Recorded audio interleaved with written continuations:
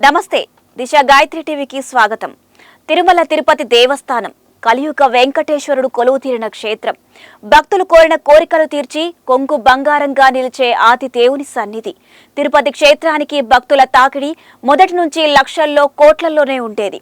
భక్తవత్సలుడి పాదాల చెంతన భక్తజనులను కడుపున దాచుకున్న నగరం తిరుపతి యొక్క పుట్టినరోజు ఈ రోజు 894వ సంవత్సరం ఫిబ్రవరి 24న తిరుమల తిరుపతి దేవస్థానం వారు తిరుపతి నగరం ఏర్పడిన రోజుగా భావిస్తారు. పైగా ఈ రోజు ఆ శ్రీనివాసుడికి ప్రత్యేకమైన పూజలు, తిరుపతి నగరంలో ప్రత్యేక వేడుకలు ఆకాశాన్నంటుతాయి. నిజానికి ప్రపంచవ్యాప్తంగా ఎన్నో నగరాలు ఉన్నప్పటికీ వాటి పుట్టుపూర్వతరాలు అవి ఎలా ఏర్పడ్డాయి అనేది చరిత్రలో రికార్డు చేసి ఉండరు.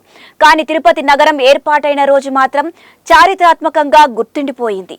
ఈ నేపథ్యంలో తిరుపతి నగరం గురించి, తిరుమలేశుడి గురించి కొన్ని ఆసక్తికర అంశాలు ఈ వీడియోలో చూద్దాం.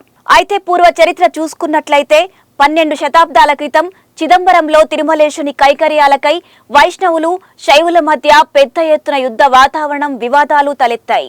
అప్పుడు చిదంబరంలో వైష్ణవులంతా సమతామూర్తి రామానుజాచార్యులను కలిసి శ్రీ గోవిందరాజస్వామి విగ్రహాన్ని ప్రతిష్ఠించేందుకు తిరుపతి పరిసరాల్లో అనువైన స్థలాన్ని సూచించమని వేడుకున్నారు.